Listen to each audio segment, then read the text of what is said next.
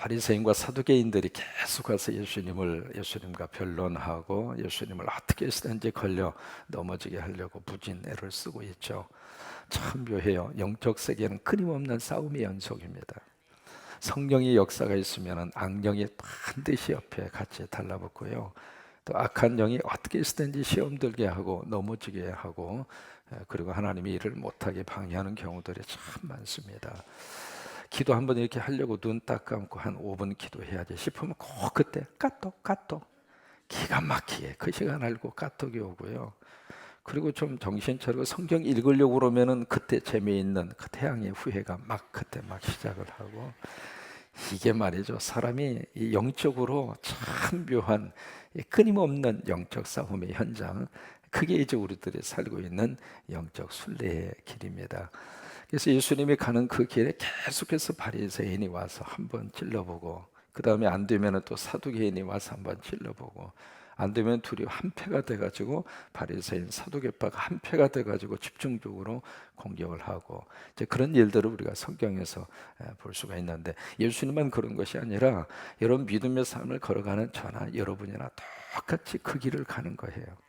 그래서 마지막까지 믿음의 길을 끝까지 달려가는 사람이 축복입니다. 처음에 잘 시작을 하다가 중간에 낙심하고 그리고 시험 들고 중간에 포기하는 사람이 참 많습니다. 참 처음에는 뜨거움으로 시작을 했다가 중간에 그냥 식어버리고, 처음에는 참 열정도 이렇게 시작을 해서 하나님의 은혜도 받고 그냥 성령으로 충만하고 그렇게 했던 사람이 가운데 무슨 일로 인해서 교회를 등지고 하나님을 떠나고, 그래서 근데 그런 사람들 다시 교회로 돌아오는 것이 더 힘듭니다. 왜냐하면 이렇게 전도를 해보면 왕년에 해봤다는 거예요. 다 해봤다는 거예요. 그러니까 오히려 그런 사람, 여러분 그 생나무가 오히려 더 잘 타요. 타다가 만 나무를 다시 태우기는 참 힘들어요. 여러분 성경의 불이 계속 꺼지지 않았으면 좋겠어요. 예, 활활 타오르다가 꺼져버리면 다시 그것을 지피기가 그렇게 어려워요. 근데 그 정도로 이제 이 순례의 길, 믿음의 삶을 걸어가는데 그렇게 힘들게 하는 세력들이 참 많은데, 오늘을 보면은 34절에 보시면 사두개인들의 대답할 수 없게 예수님이 하셨다, 그 소문을 듣고 이제 바리새인들이 듣고 모였어요. 떼거지로 모여 있는 거예요. 어떻게 하면 예수 그리스도를 어떻게 좀 해볼까 싶어서. 근데 35절로 보면 그 중에 한 율법사가 담대하게 탁 나서서, 왜? 율법에 대해서는 자기가 1등이라 이거예요. 저도 율법에 대해서는 최고의 프로의 정신을 가지는 전문가 중에 전문가라고 스스로 생각하는 율법 학사, 법에 대한 전문가죠. 그 사람이 예수님에게 질문을 던집니다. 그냥 질문이 아니에요. 시험하여 묻되. 여러분 질문도 궁금해서 던지는 질문이 있고 묘하게 사람을 어긋장나게 하기 위해서 던지는 질문이 있습니다. 그러니까 질문에도 고의성 질문이 있고 질문에도 궁금해서 던지는 질문이 있고 그런 거거든요. 근데 율법 이 사람이 던지는 질문은 속에다가 뭔가 꿍꿍을, 뭔가 흑심을 품고 지금 던지는 질문입니다. 그 질문의 내용이 36절이죠. 선생님, 호칭이 다르잖아요. 어제도 말씀드렸습니다마는 예수님을 주여라고 부르는 사람은 예수님에 대한 믿음이 있는 사람이고, 예수님을 랍비라고 부르는 사람, 선생이라고 부르는 사람은 예수님을 하나님의 아들 메시아로 인정하지 않는 사람이에요. 선생님, 율법 중에 어느 계명이 크니까? 여기서 말하는 율법은 첫째 10계명을 말합니다. 이스라엘 백성이 애굽에서 나와서 3개월 만에 시내산에 딱 도착을 하는데, 그 시내산에서 하나님이 모세를 불러요. 시내산 중턱으로. 그래서 거기서 40일 동안 모세가 금식을 해요. 금식을 한 다음에 하나님이 모세에게 주신 돌판에 직접 써서 주신 것이 10계명이에요. 하나님이 직접 쓰셨다고 하는 표현에 딱 한 군데 나오는데 그게 10계명이에요. 돌판에다 하나님께서 직접 당신의 손으로 그래서 이렇게 쓰셔가지고 준 것이 바로 십계명이거든요. 그래서 십계명은 구약 성경에서 한 번 쓰고 버리는 계명이 아니라 십계명은 지금도 그대로 가지고 가야 할 계명이에요. 왜? 하나님께서 우리에게 주신 계명이기 때문에. 그러니까 적어도 하나님을 믿는 백성들은 이 토대 위에 살아라. 그렇게 하고 주신 것이 십계명이에요. 그러니까 십계명은 구약에 주신 말씀이기 때문에 우리하고 상관이 없다. 그것은 성서적이지 않습니다. 그러니까 그때만 쓰라고 하나님이 직접 손으로 써서 주신 것이 아니거든요. 십계명은 지금도 앞으로도 영원한 이 땅에 하나님 나라가 건설이 될 때까지 십계명은 그대로 가야 돼요.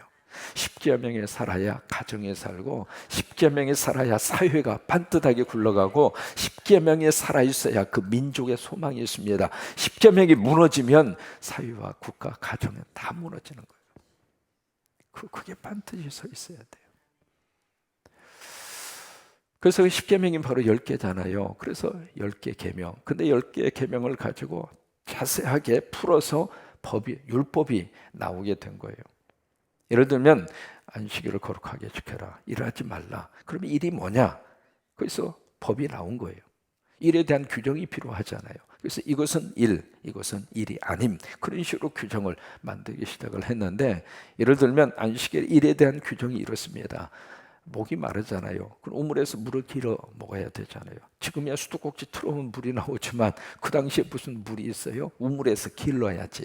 길러야 되는데 두 손으로 하는 것은 일이에요. 한 손으로 하는 것은 일이 아니에요. 그래서 이제 목말라요. 그럼 물을 어떻게 길어 먹을까? 참 사람이 거기서 꾀가 생각이 나는 거예요. 두레박을 이렇게 우물에 넣어가지고 이렇게 해서 입으로 무는 거예요. 이렇게 손 하나는 여기다 놓고, 두 손 쓰면 안 되니까, 두 손을 쓰면 일이니까 한 손만 써야 되거든요. 그러니까 한 손으로 올리고 입으로 앙 물고, 올리고 앙 물고, 그렇게 해서 물을 먹고 그래요. 웃지도 않으시네. 그 정도로 이 일에 대한 규정을 아주 자세하게 그렇게 해놓은 거예요. 바느질을 하는데, 바느질 있잖아요. 바느질 하는데 지금 이렇게 꿰매야 돼요. 그런데 그 바느질 이렇게 하는데 한 땀, 두 땀, 세 땀 이렇게 바느질을 할 거 아니겠어요? 근데 한 세 땀 정도는 일이 아니에요. 근데 네 번째부터는 일이에요. 그 정도로 일에 대한 규정을 자세하게 이렇게 하다가 보니까 이 10계명이 10개의 계명이 몇 개로 늘어났느냐면 613개로 늘어났어요. 그래서 율법의 조항은 613개 조항입니다. 그 613개 조항을 둘로 이렇게 크게 나눌 수가 있는데, 하라는 계명과 하지 말라는 계명이 있습니다. 하라는 계명이 248개, 하지 말라는 계명이 365개. 이것은 시험에 나옵니다. 수능 시험에 나옵니다. 하라는 계명이 몇 개? 248개. 하지 말라는 계명은, 그 유혹이 쉬워요. 1년 365일. 사람의 뼈가 몇 개일게요? 사람의 뼈. 사람의 뼈가 365개입니다.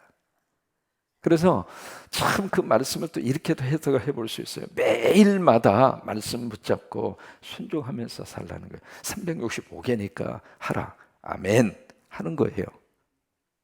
하지 말라, 아멘 안 하는 거예요. 그러니까 하지 말라는 계명이 200, 잊어버려 주세요. 다음에 내가 또 써먹게. 248개. 하라는 계명이 365개. 합치면은 몇 개? 613개. 613개. 그것을 이렇게 압축하면은 몇 개? 10개. 10계명. 10계명. 그걸 가지고 와서 이 많은 계명을, 이 계명 중에 가장 크고 위대한 계명이 뭡니까? 그렇게 이제 물어요. 물으니까 왜 물었을까요? 알고 싶어서? 아니에요. 예수님 어떻게 쓰든지 걸고 넘어지려고. 참 묘해요. 마귀와 사탄은 그렇게 사람을 시험하는 거예요. 37절에 예수께서 이르시되 내 마음을 다하고 목숨을 다하고 뜻을 다하여 주 너희 하나님을 어떻게 해라? 사랑해라. 이것이 크고 뭐예요? 첫째도는 계명이다. 둘째도 이와 같으니 내 자신을 내 이웃을 내 자신같이 사랑하라 하셨으니, 이 두 계명이 온 율법과 선지자의 뭐라고요? 강령이니라. 이 강령이라고 하는 것은 그것이 명령이다 이 말이에요. 그러면 이 모든 이 계명을 압축을 하면 딱 한마디로 압축할 수 있다 이 말이에요. 뭐예요? 사랑이라 이 말이에요. 그것을 로마서 13장에서 이렇게 다시 한번 요약을 해주고 있거든요. 로마서 13장으로 한번 가보세요. 로마서 13장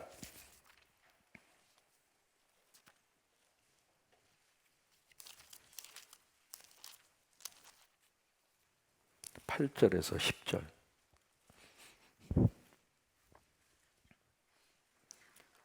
피차 사랑의 빛 외에는 아무에게든지 아무 빛도 지지 말라. 남을 사랑하는 자는 율법을 다 어떻게 했느니라? 이루었느니라. 간음하지 말라, 살인하지 말라, 도둑질하지 말라, 탐내지 말라 한 것과 그 이외에 다른 계명이 있을지라도 내 이웃을 내 자신과 같이 사랑하라 하신 그 말씀 가운데 다 어떻게 했느니라? 들어있느니라.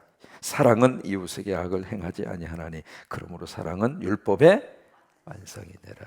그러니까 그 말씀을 로마서에서는 다시 한번 이렇게 요약을 하고 있는 거예요. 결국 모든 계명의 마지막 클라이막스는 사랑입니다. 그 속에 다 들어있다는 거예요. 사랑을 하는데 먼저 위로 사랑하라. 이게 수직적인 사랑입니다. 그 위로 사랑하는 대상이 누구예요? 하나님이죠. 그 하나님을 사랑하는데 어떻게 사랑하느냐? 마음과 정성과 뜻과 본능. 다시 말해서 전인적인 사랑입니다. 그걸 다른 말로 말하면, 그러니까 전인적인 사랑을 쏟아부을 수 있는 대상은 하나님입니다. 사람이 아닙니다. 참 여러분, 사람이 먼저 사랑의 대상으로 가면 하나님이 안 보입니다. 하나님이 먼저 사랑의 대상이 돼야 돼요. 하나님이 첫째 자리에 있어야 그 다음에 이웃이 보이게 되는 것이지, 하나님이 두 번째 자리로 가면 이웃이 안 보입니다. 그래서 사랑의 순서가 거꾸로 되기 때문에 사랑을 해서 배반당하고, 사랑을 통해서 상처받고, 사랑을 통해서 아파하고, 평생 동안 그 사랑했던 그것 때문에 쓸쓸한 마음에 고통을 가지고 사는 경우들이 있습니다. 왜 그럴까? 먼저 하나님을 사랑하고 그 다음에 이웃으로 가야 되는데 거꾸로 되는 거예요. 결국 이 두 가지의 사랑은 둘이면서도 하나이고 하나이면서도 둘이에요. 하나님을 사랑하는 것, 그것이 이웃 사랑이고, 이웃을 사랑하는 것이 곧 하나님의 사랑입니다. 독일의 신학자 가운데 칼 바르트라고 하는 위대한 신학자가 있습니다. 그분이 미국에 와서 유니온 신학교에 와서 강의를 했어요. 그때 이제 거기 모인 학생들이 세계적인 신학자니까 관심이 많았죠. 그분에게 물어요.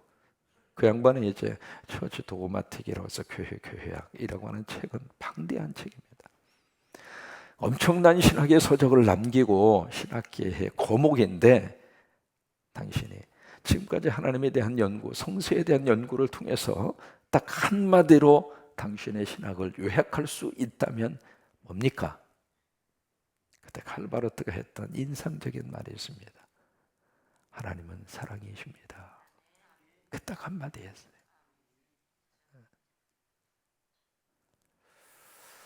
성경을 꼭 짜면은 성경에서 톡 하고 떨어지는 엑기스는 사랑.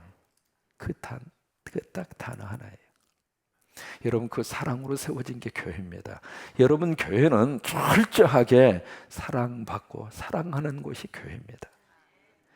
근데 그 영성이 사라지고 나면, 사랑이 사라진 자리에 이상한 영이 지배하면 거기에 갈등이 생기고, 거기에 분열이 생기고, 거기에 아픔이 생기고, 거기에 고통이 따라오는 거예요.